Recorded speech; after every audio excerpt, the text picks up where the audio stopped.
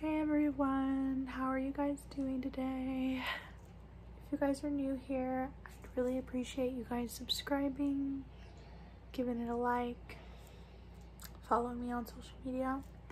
Today's video is a little bit sad. I'm going to be doing a hand movement video, but my cat recently died, passed away, and it's really sad.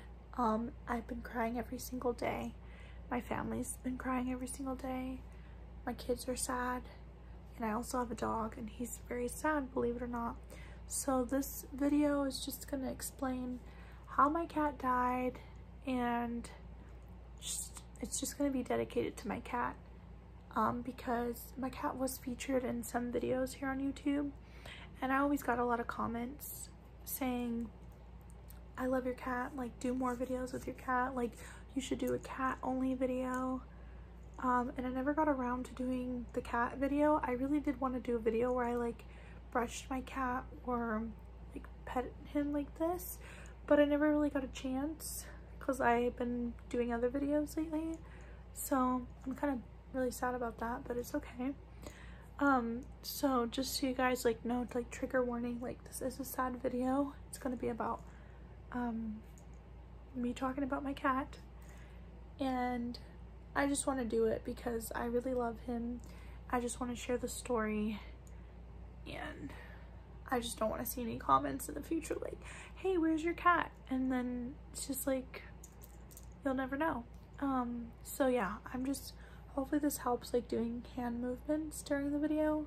But yeah, this is just for those of you guys that want to whisper, ramble, want hand movements, and don't mind listening about the cat.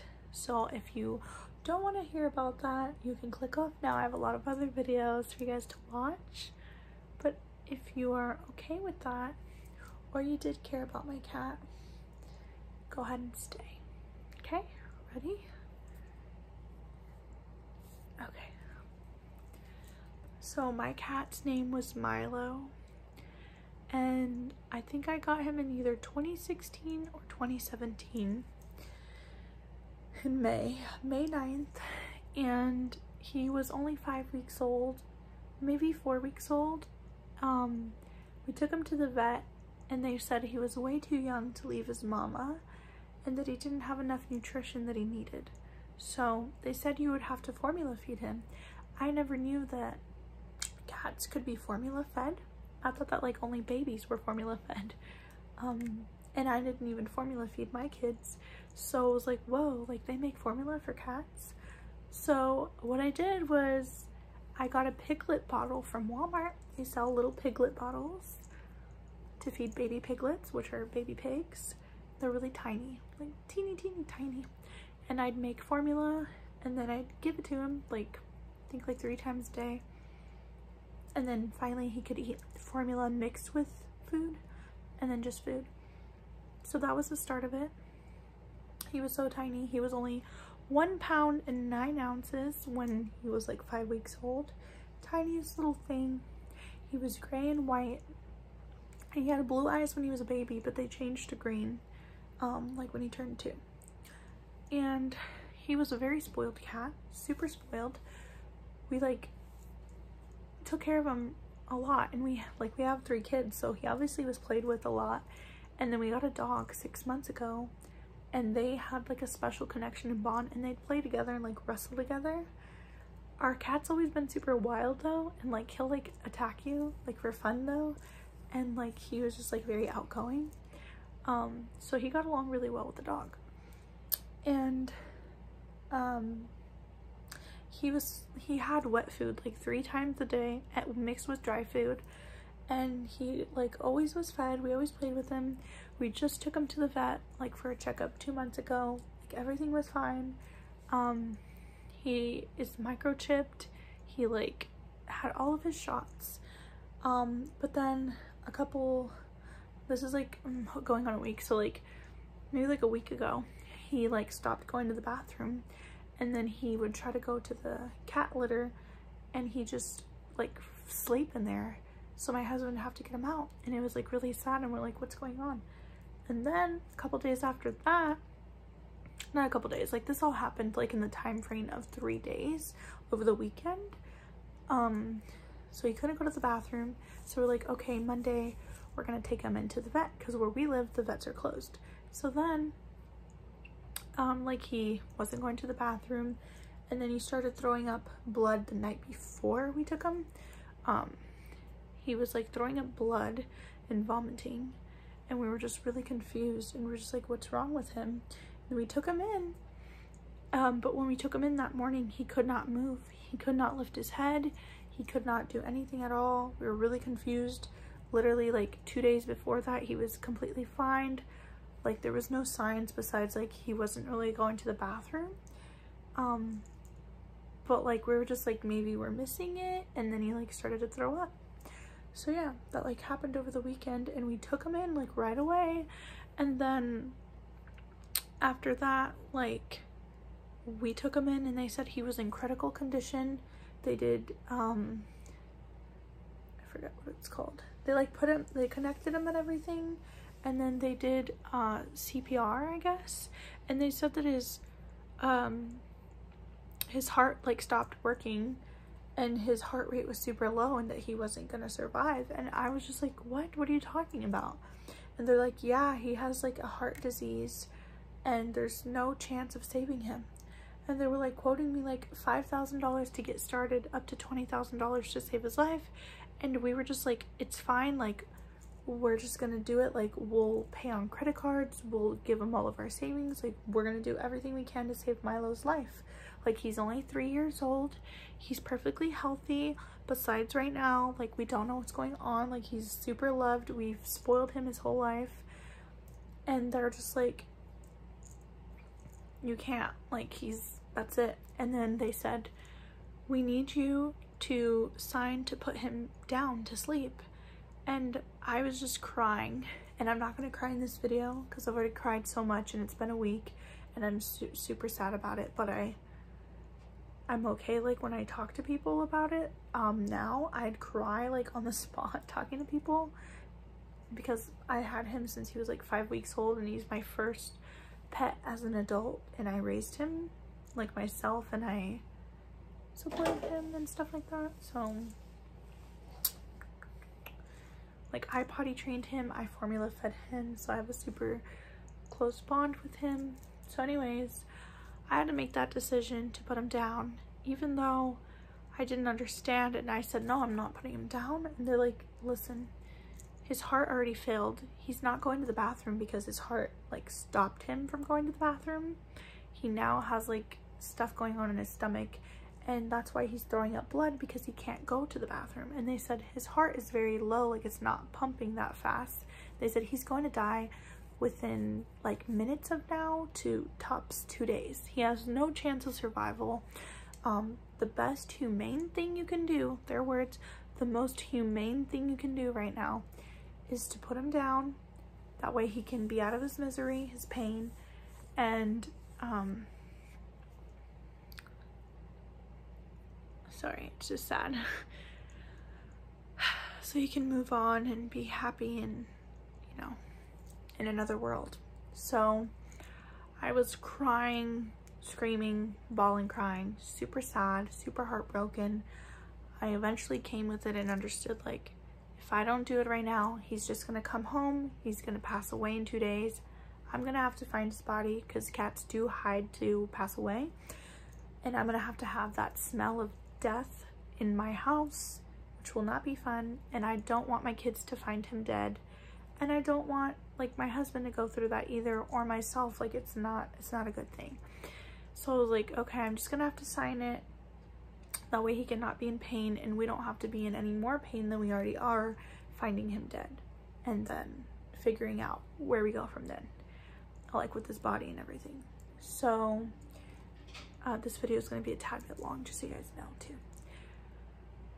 So I signed that, and then I had to choose the plan of what we did with his body after.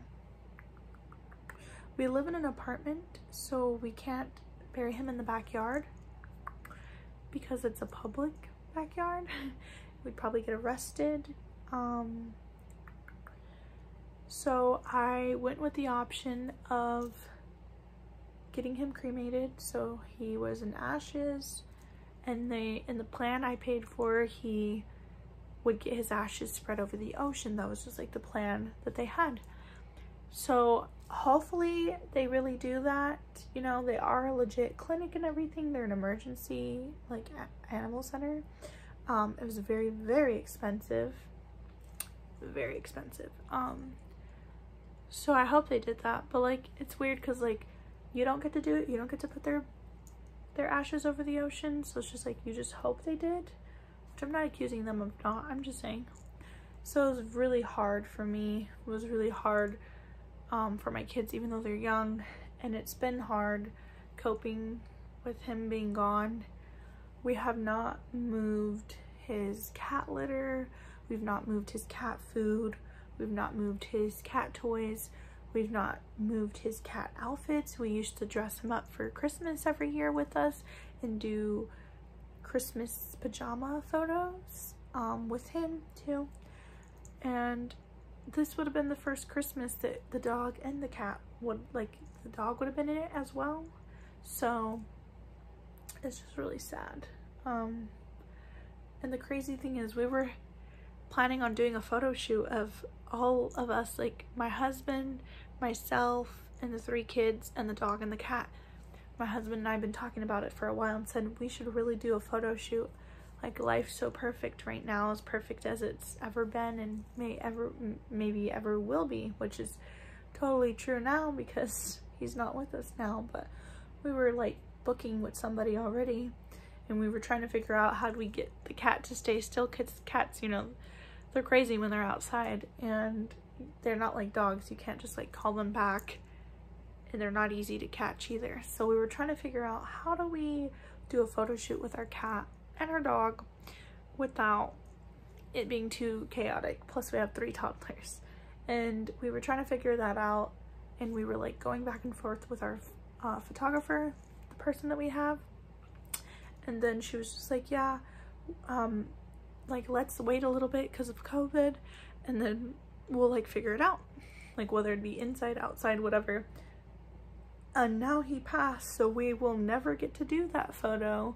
We have multiple photos with him, and we do have like the Christmas photos, but it's just sad. Would have been really special to have like that last photo with him. But it's just totally random and bizarre because he was completely healthy and he just like had heart failure, and I'm just trying to figure out how long. They don't know how long he had it. They don't know if he was born with it. They don't know. They don't know anything. They couldn't tell me anything, and his vet has never had like said anything like that. So it was really weird, and I'm still not over it. So like, we obviously haven't moved his stuff or anything like that, and little things around the house remind me of him every day. I mean, we had him for 3 years, so it's really just, it's sad. And he used to climb up this, and he left the mark. Oh, you can't see it. Yeah, it's up higher, but he left a little mark like right before he passed. He got it dirty up here, and I haven't like wiped it or anything. And then there's little like stitchings that are pulled because he'd like climb up this and then sit like on the corners.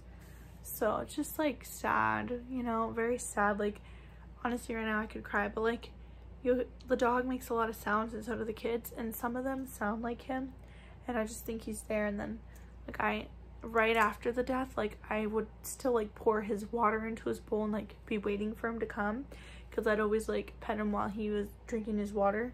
I wouldn't bother him when he was eating his food, but like with this water, I'd always like pet him and be like, hi Milo, like, how are you?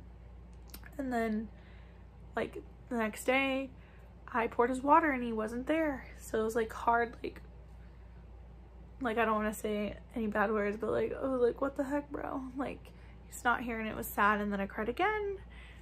And then when I leave the house, I always close my bedroom door so that the dog doesn't come in here, because we don't put our dog in the kennel. We don't believe in that. I know that a lot of people put their dogs in kennels, almost everybody, but we're very like natural, organic people in our head. So we really love our pets, and we just try to make sure they feel as comfortable and free. So we've never put the dog in a kennel. He doesn't even have a kennel. we let him roam like the living room, hallway, kitchen, and like, but we have it clean before we leave. Don't worry, there's nothing like he's like choking on or doing or eating. So anyways, I always make sure though that the cat's outside of the bedroom, like my bedroom, when I'm leaving, so that he doesn't get locked in and like he can't eat or go to the bathroom. And then I was like calling him because I couldn't find him in the living room or the other rooms or anywhere, the bathroom, whatever. And I was like calling him and I was like thinking maybe he's under my bed. Like I don't know where he's at. And then I realized he's not here. So it's like, it's sad. Like I'm still not like, my daily routine is not like, there's not a new normal yet. It's still like, muscle memory, I guess is what I'm gonna say. But it's really sad. So I really want to get this tattoo. I only have one tattoo. It's of my husband's name right here. I've been with my husband since high school. We have 3 kids together, and I just feel like really close to him because we were friends for like 1 to 2 years. Really close friends that hung out a lot before we ever even started dating in high school. And we're like one of the last relationships to be together from the people we know from high school. There's only like 5 other couples we know from high school that are still together. So and then we've been married for 5 years. In December, so like in 2 months we'll be together 7 years. So we'll be married we're married 5 years and we'll be together 7 years officially in December in 2 months. So I just like got this tattoo like about a year ago. And I just like, I felt like, you know, I know they say it's bad karma, but even if we ever like divorced, I'd still have a lot of respect and love for him. He is the father of my 3 children, and we are best friends. We've been through so much together. We've experienced most of our life together, not most of our life, but like all of our adulthood together and like most of our teen years together. So I was like, screw it, I'm getting this tattoo. This is gonna be my first tattoo because I want all my tattoos to be very meaningful. I plan on having like multiple tattoos. I only have this one. But I'm gonna be getting a tattoo, and I'll show you guys, like for those that care, you can follow me on social media and all that to see it, but I'm gonna be getting a tattoo below my ankle. I decided this 2 days ago. So it's gonna be just an outline below my ankle, and it's gonna be a cat like facing like this way profile, and then a dog facing this way profile, and they're like touching noses, kind of like kissing. And that's gonna represent Milo, my cat that passed, and Bones, my dog. So they had a really special bond. And right now the dog is still, I don't know if I already talked about this, but the dog is still looking for him. He goes to the different areas that he used to lay. He goes to where his food is. He goes to where he used to nap. He goes to where they used to play together, and he just like looks for him and smells, and it's so sad. Like I want to cry again, and I like need to stop crying on spot like because of it, but because I promised I wouldn't cry in this video. Like I'm gonna cry after, but not during. So Milo and Bones had a special bond, and they play together all the time, and Bones is all that Milo is all that Bones knew, because Bones only 6 months old, and when he came here, obviously Milo was here first, so like they were best friends, and like Milo is all Bones knows because Milo's only 6 months old, or Bones is only 6 months old. So I know they had like that special bond. They play together. I have so many videos. I was always cracking up, like, how does the dog and the cat get along so well, and how are they always playing and touching each other and cuddling and this and that. And I always thought that was so special and cool, and I never experienced that before, like, because it's a dog and a cat, you know. And he's obviously missing him. He's been very blue. We've been taking the dog out nonstop. We've been with him 24/7. We're trying our best to make sure he's okay, because I am concerned. He is sad. He's like a little bit kind of like moping around and just still looking for the cat, and it's been like a week. So we're just trying to like make him happy. But anyways, that's why the tattoo is going to be the both of them, even though the dog has not passed away, and I hope he doesn't for many, many years. He's only 6 months old. He's a German Shepherd. I just thought that that would be really special to get just the both of them. And yeah, so if you guys want me to do a part 2, which you probably won't, but if you do, comment down below. This video is already 20 minutes, so I'm just gonna stop talking here. But that's kind of the update for you guys. That's my real life, my personal life. Like, it's sad. I'm coping with it. So just know, like, everyone has problems. Everyone has issues. Everyone has hard things that happen in their life.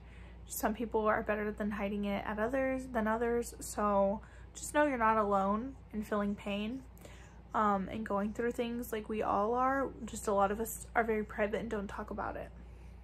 So I just want to let you guys know that I'm always here. If you guys want to message me or anything, let me know. But I love you guys so much, and I'll see you in my next video.